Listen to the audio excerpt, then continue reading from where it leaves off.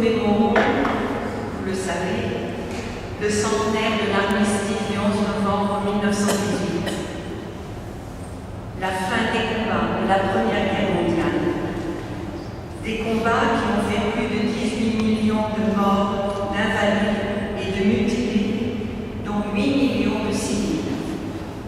Une guerre qui a ruiné la France et les pays d'Europe. Durant le mois d'octobre 1918, des tractations ont lieu entre l'Allemagne et les États-Unis en vue de la paix.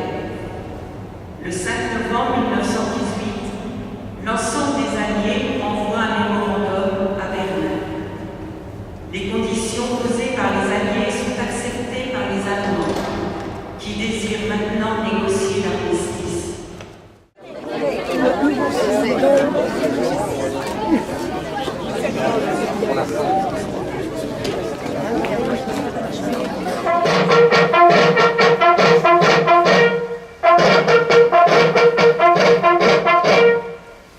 Lettre d'un père à ses deux fils. 26 août 1914.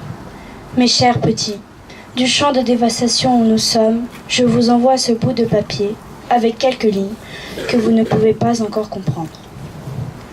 Lorsque je serai revenu, je vous en expliquerai la signification. Mais si le hasard voulait que nous ne puissions les voir ensemble, vous conserverez ce bout de papier comme une précieuse relique.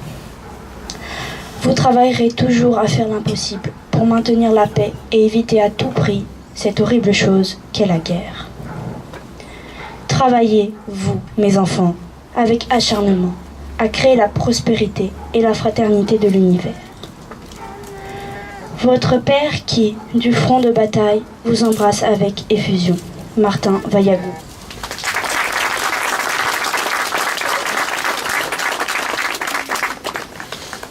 Cent ans ont passé. Nous commémorons la fin de la guerre 1914-1918. Par son ampleur, ses conséquences, ce conflit si meurtrier a marqué de son empreinte le XXe, voire le XXIe siècle. Le dernier poilu français, Lazare Poncelli, s'est éteint le 12 mars 2008, mais l'écho de la Grande Guerre résonne encore dans la mémoire collective. Même si le sens de la commémoration tend à évoluer, il s'agit moins de célébrer la victoire de 1918, mais plutôt la fin de la guerre et l'annonce du rapprochement européen. Ce 11 novembre 1918 marque la fin de la Première Guerre mondiale après 1534 jours de combat. Moi, je suis chargé cette année de vous lire non pas la lettre du secrétaire d'État comme d'habitude, mais un message du président de la République qui a tenu à s'exprimer lui-même en cette journée.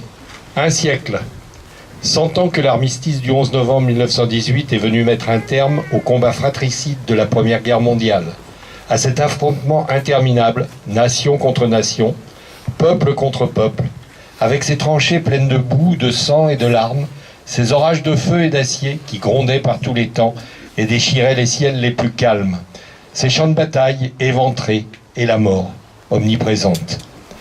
Le 11 novembre 1918, un grand soupir de soulagement traverse la France. Depuis Compiègne, où l'armistice a été signé à l'aube, il se propage jusqu'au champ de bataille. Enfin, après 4 interminables années de bruit et de fureur, de nuit et de terreur, les armes se taisent sur le front occidental. Enfin, le vacarme funeste des canons laisse place à la clameur allègre qui s'élève de volées de cloches en sonneries de clairons, d'esplanades de grandes villes en places de villages. Partout, on célèbre alors avec fierté la victoire de la France et de ses alliés. Nos poilus ne se sont pas battus pour rien. Ils ne sont pas morts en vain. La patrie est sauvée, la paix, enfin, va revenir. Louis Aurade, tombé à Bayonne le 25 octobre 1915 à 24 ans. Mort pour la France.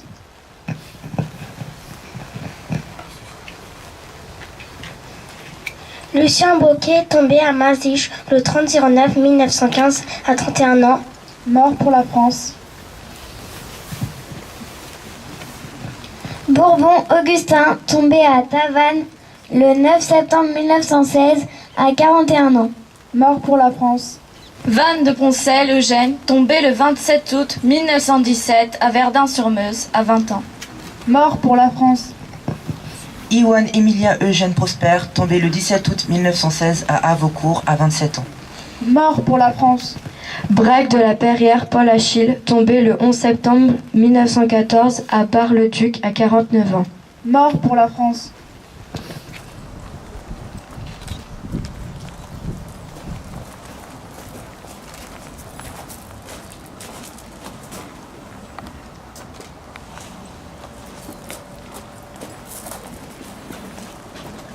Permettez-moi, je vais proposer à un de nos élus de nationalité britannique de m'accompagner parce que Dieu connaît la part que les Britanniques ont pris également à cette victoire.